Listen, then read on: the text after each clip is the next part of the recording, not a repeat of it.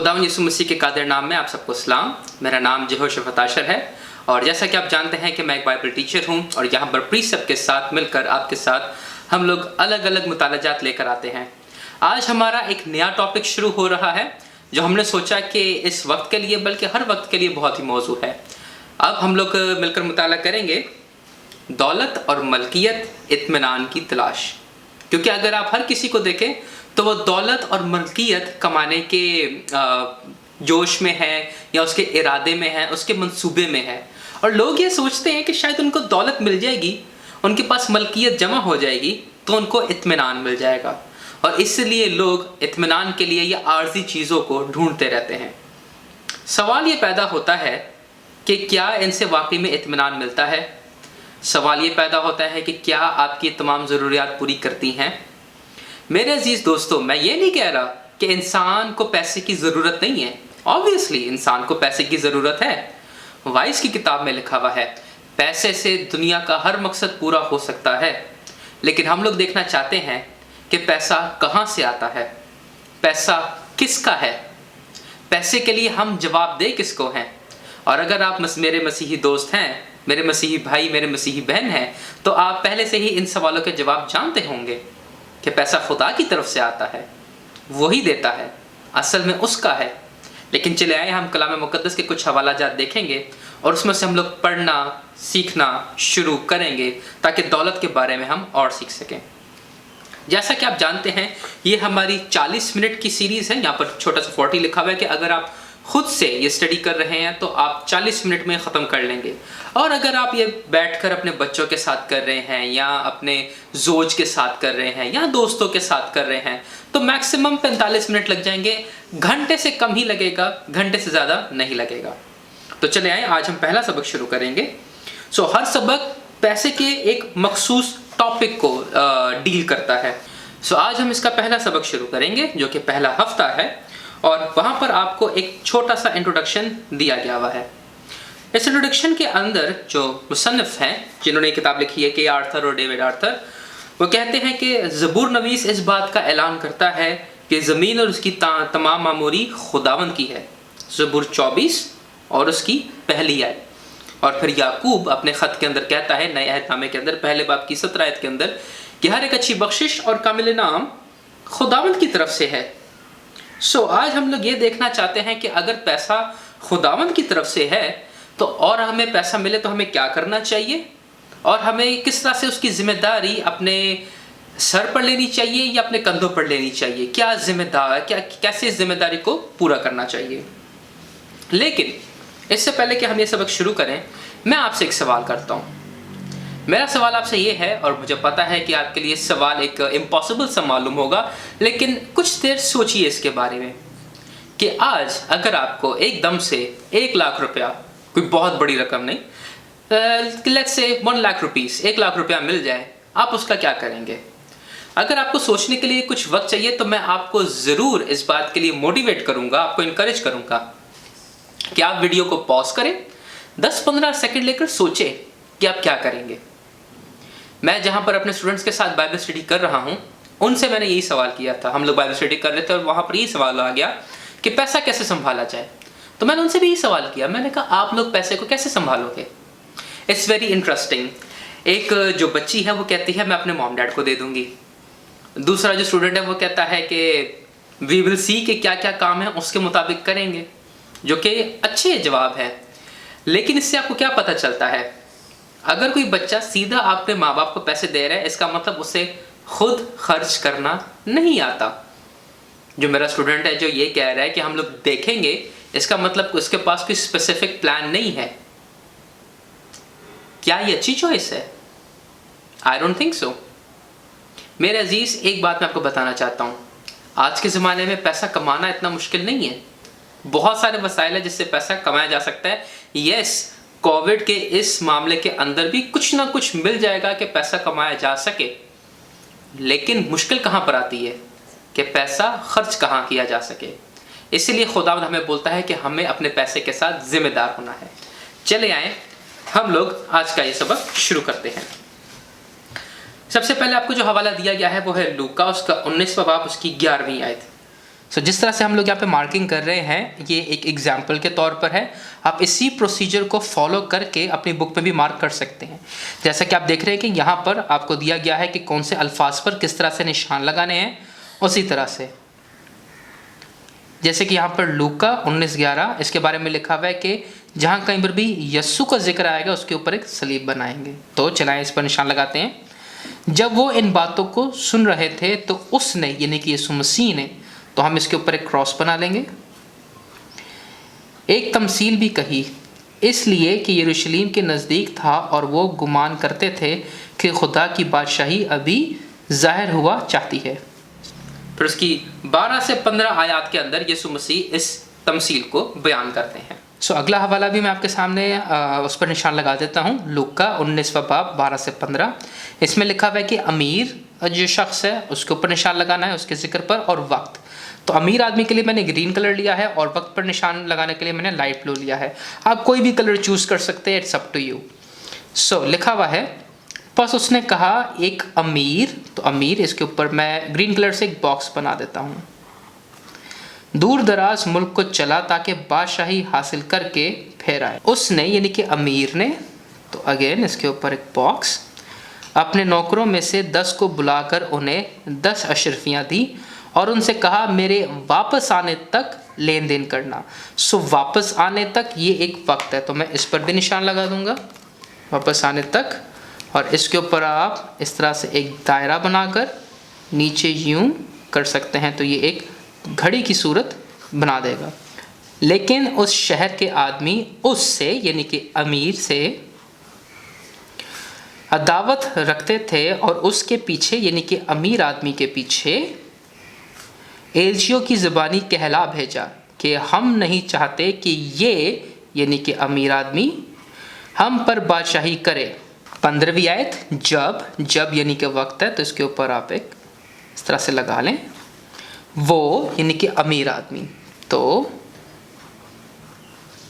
बादशाही हासिल करके फिर आया, तो ऐसा हुआ कि नौकरों को बुला भेजा जिनको रुपया दिया था, ताकि मालूम करे कि उन्होंने लेन देन से क्या क्या कमाया।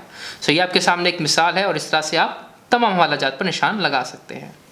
इसके अंदर आपको मिलता है कि एक अमीर आदमी अपने 10 नौकरों को बुलाता है और अब दूर दराज के मुल्क बादशाह हासिल करने से पहले उनको एक एक अशरफी देता है, यानी कि 10 अशरफियाँ 10 नौकरों को देता है। इसमें से हम क्या सीखते हैं? अगर आप यहाँ पर देखें जो पेज नंबर 4 है और जो पेज नंबर 5 है, इसके ऊपर क्वेश्चंस हैं। उन क्वेश्चंस के थ्रू मैं आपके साथ होकर चल रहा हूँ और हम इसके ऊपर डिस्कस करते हैं। जहाँ कहीं आपने यीशु के अल्फाज पर निशान लगाया है वहाँ नज़र करें। जब यह वाक़या हुआ तो यीशु कहाँ था? यरूशलेम के नज़दीक था, यानी कि ग़ालिबन यीशु मसीह की मौत का वक्त नज़दीक आ रहा था। अब वो जाने वाला था। अब वो अपने शागिर्दों को बताना चाहता है कि वो जा रहा है, तो अब उन्हें काम संभालना होगा।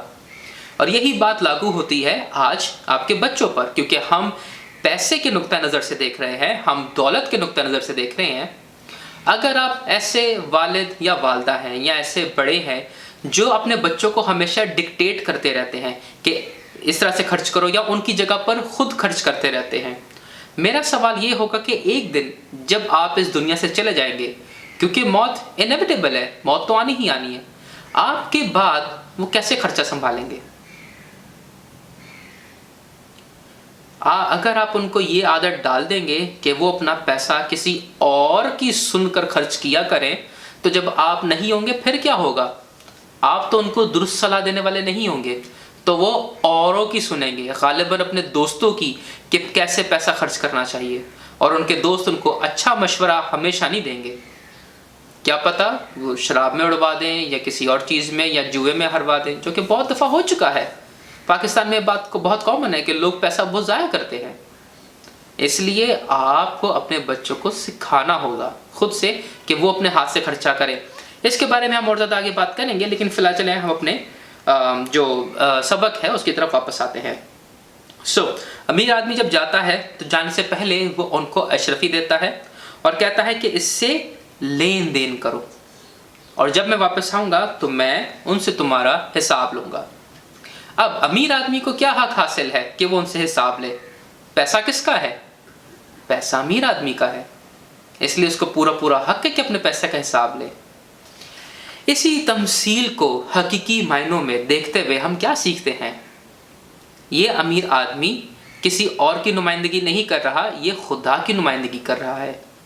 خدا ایک وقت کے لیے اس زمین پر نہیں ہے، اس نے ہمیں چھوڑا ہوا ہے یہاں پر، اور اس زمین میں اس نے ہمیں کچھ نہ کچھ دیا ہے جو کہ ایک اشرفی کے مطابق ہے۔ اب وہ کچھ بھی ہو سکتا ہے، وہ ہمارا پیسہ ہو سکتا ہے، ہمارا وقت ہو سکتا ہے، ہمارا ہنر ہو سکتا ہے، ہماری قابلیت ہو سکتی ہے، لیکن آج ہم اس کو پیسے کے طور پہ لیتے ہیں۔ آپ کے پاس جو کچھ بھی ہے، ہو سکتا ہے کہ آپ کی جو تنخواہ ہے وہ 30,000 ہو سکتا ہے آپ کی تنخواہ 3 لاکھ ہو۔ جو بھی کچھ دیا ہے خدا نے دیا ہے، یہ خدا کا ہے، یہ آپ کا نہیں ہے۔ سب سے پہلی بات ہم پیسے کے بارے میں جو سیکھتے ہیں وہ یہ سیکھتے ہیں کہ پیسہ خدا کا ہے اور خدا نے ہمیں دیا ہے۔ اور اگر خدا نے ہمیں پیسہ دیا ہے تو اس امیر آدمی نے کیا کیا تھا؟ اس امیر آدمی نے آ کر حساب لیا تھا۔ تو اگر خدا ان سے حساب لے گا تو خدا کیا آپ سے حساب لے گا؟ آبویسلی وہ حساب لے گا۔ آپ اپنے پیسے کے ساتھ کیا کر رہے ہیں؟ اب یہاں پر چند منٹ کے لیے سوچیں کہ آپ اپنا پیسہ کہاں خرچ کرتے ہیں؟ یہ پیسہ خدا کی طرف سے ہے۔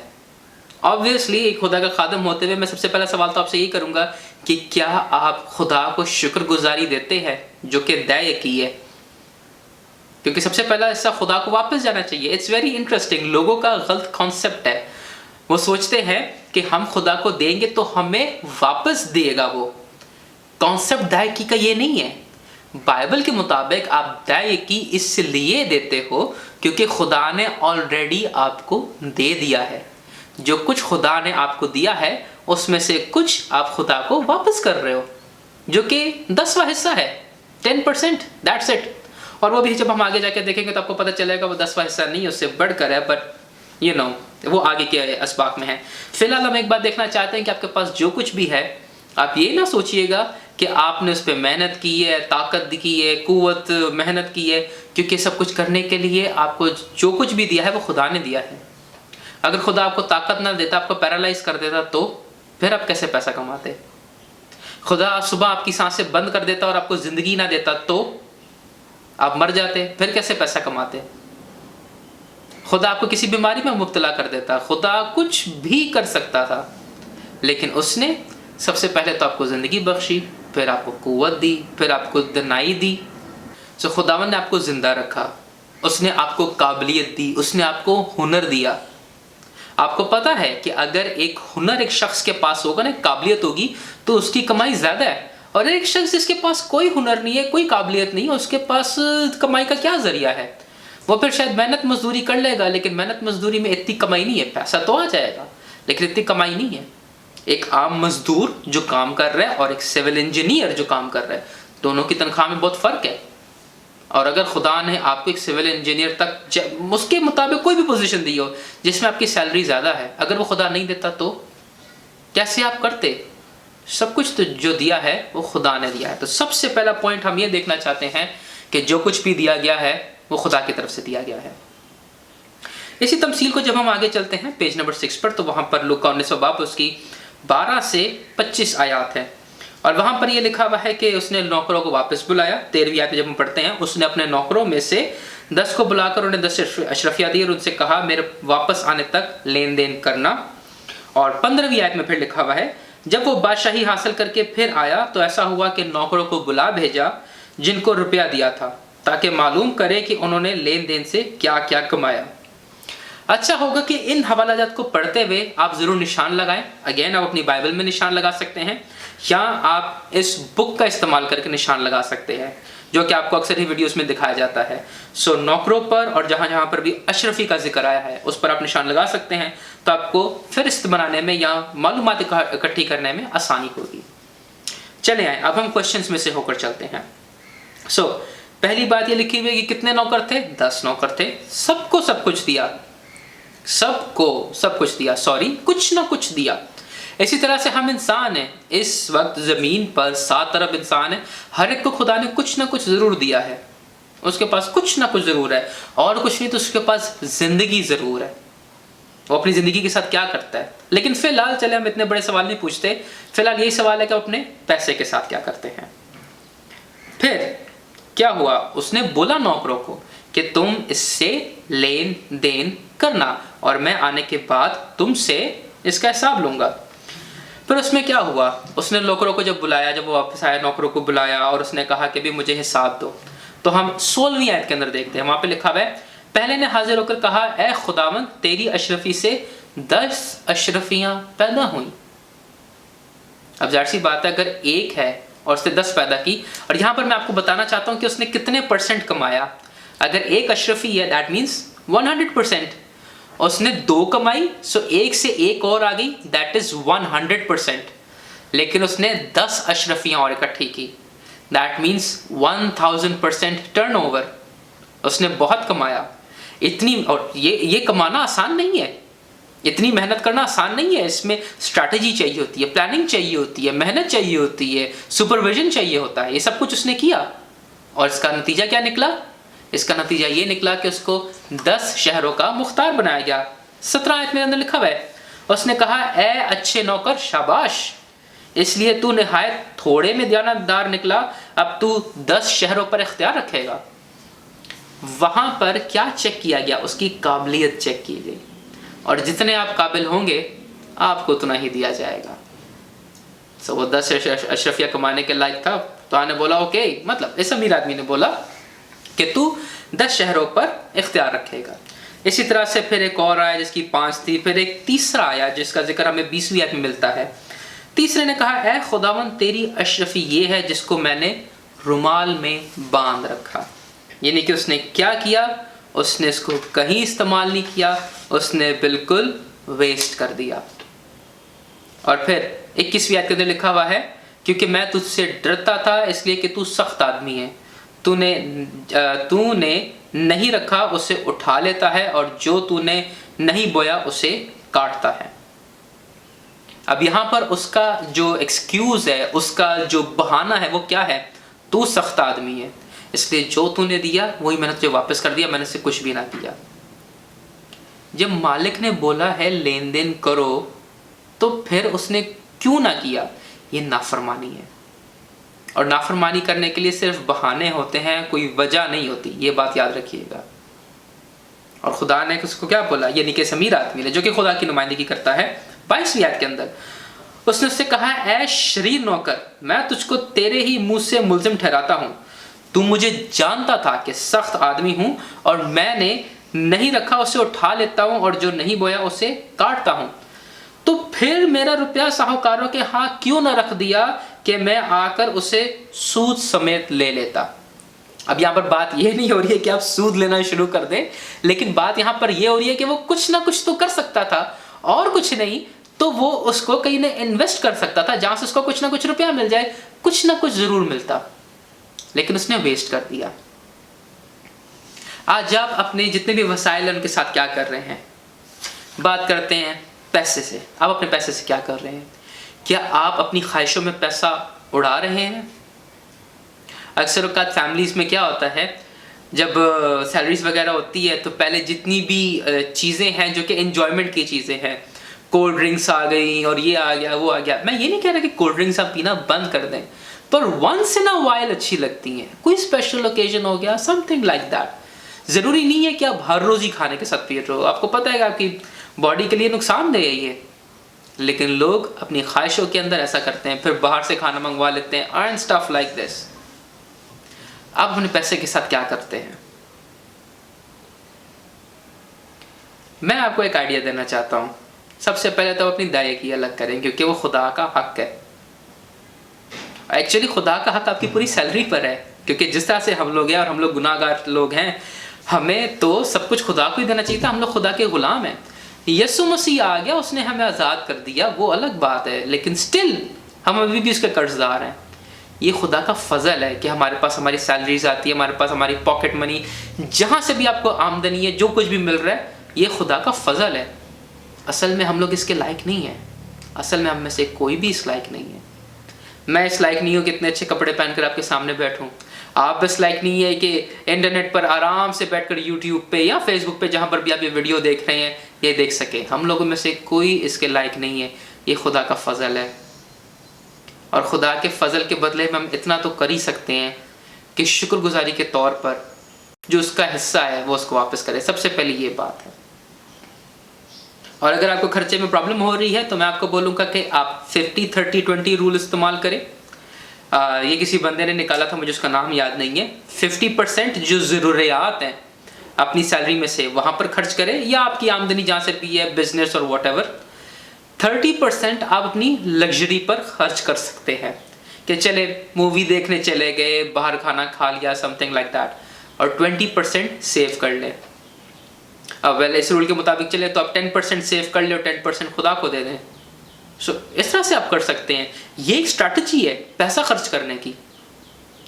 اب آپ اس ویڈیو کے ختم ہو جانے کے بعد سوچیں کہ آپ اپنا کتنا پیسہ کہاں خرچ کرتے ہیں. اچھا ہوگا کہ ویڈیو ختم ہونے کے بعد آپ ایسا کریں کہ اس منتھ آپ نے کہاں کہاں خرچے کیے ہیں ان کو لکھیں, اور پھر ان کو کیٹیگرائز کریں کہ آپ کی ضروریات کیا تھیں اور آپ کی لگژری آئٹم کیا تھے. مثال کے طور پر آپ کے جو موبائل کا جو بیلنس ہے وہ آپ کی ضرورت ہے, وہ آپ ڈالیں. اور پھر جو کھانے پینے کا سامان ہے, سودا وغیرہ ہے, بچوں کی فیسز وغیرہ ہیں, یہ آپ کے نیسیسری آئٹمز ہیں, ان کو آپ دیکھیں. لیکن نئے کپڑے خریدنے ہیں, اگر آپ کے پرانے کپڑے درست ہیں تو آپ کو نئے کی ضرورت نہیں ہے, تو ان پہ تھوڑا ہولڈ لگا لیں ابھی آپ لوگ. یا اگر کوئی جیولری خریدنی ہے, سم تھنگ لائک دیٹ, آپ دیکھیں کہ واقعی میں کیا اس کی ضرورت ہے. اگر ضرورت نہیں ہے تو پھر آپ پیسے کو سیو کر لیں. یہ آپ کے لیے اچھا ہوگا. جس کیٹیگرائز اور پھر دیکھیں کہ آپ کی سیونگ کتنی ہوتی ہے. مجھے اس سے بڑا ایک مزیدار واقعہ یاد آ گیا. میرا ایک دوست ہے, مجھے اکثر ہی بولتا ہے جیسی سیونگ کیا کر. وہ میرا نک نیم جیسی ہے, تو کہتے ہیں جیسی سیونگ کیا کر, سیونگ. اور میں اس سے بولتا ہوں کہ بھائی آپ سیونگ کرتے ہیں؟ نہیں. میں نے کہا آپ سیونگ کرتے نہیں ہیں, تم مجھے بولتے ہیں. کہتے ہیں میں نہیں کرتا لیکن آپ ضرور کریں, آپ کا حق بنتا ہے. So it's very interesting, but saving is a thing. ٹھیک ہے, وہ آپ ضرور کریں. چلیں آگے چلتے ہیں. آگے کیا ہوا؟ یہاں پر ہم دیکھتے ہیں کہ اس نوکر کو جو ہے وہ اچھا نہیں بولا گیا. اس کو بولا گیا شریر نوکر ہے تو نے ایک تو نافرمانی کی ہے, اور پھر نافرمانی کا الزام تو مجھ پہ لگا رہا ہے. اور اکثر اوقات ہم یہ دیکھتے آ رہے ہیں کہ نافرمانی انسان خود کرتا ہے لیکن الزام دوسروں پر لگاتا ہے. اور یہاں پر تو اپنے مالک پر الزام لگا رہا ہے کہ مالک تیرے ڈر سے میں نے کچھ نہ کیا. ایسا نہ کرے. خدا سخت آدمی ہے, ٹھیک ہے, سخت شخصیت ہے, لیکن وہ فضل بھی دیتا ہے. اور اگر اس نے آپ کو فضل دیا ہے کہ آپ کام کریں تو ضرور کریں.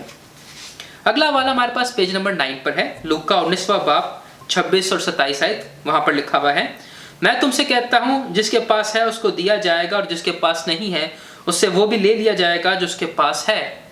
مگر میرے ان دشمنوں نے جنہوں نے نہ چاہا کہ میں ان پر بادشاہی کروں, یہاں لا کر میرے سامنے قتل کرو. یہاں پر کیا بات ہو رہی ہے؟ کیا مطلب ہے کہ جس کے پاس ہے اس کو دیا جائے گا, اور جس کے پاس نہیں ہے اس سے وہ بھی لے لیا جائے گا جو اس کے پاس ہے. ابھی تک جو ہم نے دیکھی ہے, ہم دیکھتے ہیں یہاں پر ذمہ داری. اگر آپ کے پاس تھوڑا ہے اور آپ تھوڑے پر ذمہ دار ہیں تو آپ کو زیادہ دیا جائے گا. لیکن اگر آپ تھوڑے میں بھی ذمہ دار نہیں ہیں تو ظاہر سی بات ہے اس تھوڑے میں بھی ذمہ دار نہیں ہے تو وہ بھی آپ سے لے لیا جائے گا, کیونکہ آپ اس میں بھی ذمہ دار نہیں ہیں, آپ کو اور دیا ہی نہیں جائے گا. یہاں پر بہت اچھی مثال آتی ہے, یوسف کی مثال, جس کے اوپر لیسنس موجود ہیں. میں ضرور چاہوں گا کہ آپ اس کی زندگی پر جو مطالعہ ہے جا کر ضرور سنیں. یوسف کے بارے میں ہمیں یہی پتہ چلتا ہے کہ وہ اپنے باپ کے گھر میں دیانتدار تھا. پھر جب وہ مصر میں گیا, پوتیفار کے گھر میں غلام کے طور پر گیا, لیکن جو کام اس کو دیا جاتا تھا وہ پورا کرتا تھا. پوتیفار نے کیا کیا؟ اپنے پورے گھر کا مختار اسے بنا دیا. وہ غلام کے طور پہ گیا تھا اور پوتیفار کے پورے گھر کا مختار بن گیا. انفیکٹ یہ بات لکھی ہوئی ہے کہ پوتیفار کو اپنی کسی چیز کا ہوش نہیں تھا سوائے روٹی کے جسے وہ کھا لیتا تھا. اس قدر یوسف کو دیا گیا. پھر یوسف وہاں سے قید خانے میں گیا, وہاں پر بھی وہ دیانتدار رہا, چھوٹی چھوٹی جگہوں پر وہ دیانتدار رہا, اسے بڑے بڑے عہدے دیے گئے. آخر میں وہ کہاں پہنچ گیا؟ پورے ملک مصر کا وزیر اعظم. اور اٹس ویری انٹرسٹنگ, وہاں پر فرعون پتہ اس کو کیا بولتا ہے؟ فرعون بولتا ہے پورے ملک مصر میں جو تو چاہے گا وہ ہوگا, صرف تخت کی وجہ سے میں بادشاہ ہوں گا. اس کا مطلب کیا ہے اس کا مطلب یہ ہے فرعون یہ کہہ رہا ہے کہ تخت میرے پاس ہے، تاج میرے پاس ہے، اس لیے فرعون یعنی بادشاہ میں ہوں، ورنہ اصل میں بادشاہ کون ہے؟ تو ہے، تو جو بولے گا وہ کام ہوگا۔ یوسف کو یہاں تک دیا گیا تھا۔ تو آپ سوچیں کہ اگر آپ کے پاس آج آپ کی سیلری جتنی بھی ہے، چھوٹی ہے، زیادہ ہے، بڑی ہے، جتنی بھی ہے، کہہ لیں 35,000 ہے، 50,000 ہے، 60,000 ہے، اگر آپ اس میں دیانتدار ہے تو آپ کو اور دیا جائے گا، یہ خدا کا وعدہ ہے۔ لیکن اگر آپ اس میں بھی دیانتدار نہیں ہیں اور اس کو ویسٹ کر رہے ہیں، ہو سکتا ہے کہ اس سے کم ہو جائے، زیادہ نہیں ہوگی۔ آخری کچھ حوالہ جاتا ہے وہ ہم دیکھنا چاہتے ہیں، جیسے کہ ایک ہے یعقوب کا خط، اس کا 5واں باب، اس کی پہلی 8 آیات۔ اس کے اندر یعقوب یہاں پر دولت مندوں سے بات کر رہا ہے۔ اٹس ویری انٹرسٹنگ، وہ دولت مندوں کو ملامت کر رہا ہے۔ وہ کہتا ہے کہ تم نے کیا کیا؟ تم لوگوں نے پیسہ کمانے کی خواہش میں مزدوروں کے ساتھ بے انصافی کی ہے، جو کہ بہت بری بات ہے۔ وہ کیا کہتا ہے؟ دیکھو جن مزدوروں کی، چوتھی آیت میں لکھا ہوا ہے، جن مزدوروں کی نے تمہارے کھیت کاٹے، ان کی وہ مزدوری جو تم نے دغا کر کے رکھ چھوڑی چلاتی ہے، اور فصل کاٹنے والوں کی فریاد رب الافواج کے کانوں تک پہنچ گئی ہے۔ پیسہ آپ درست وسائل کے وسیلہ سے کمائیں۔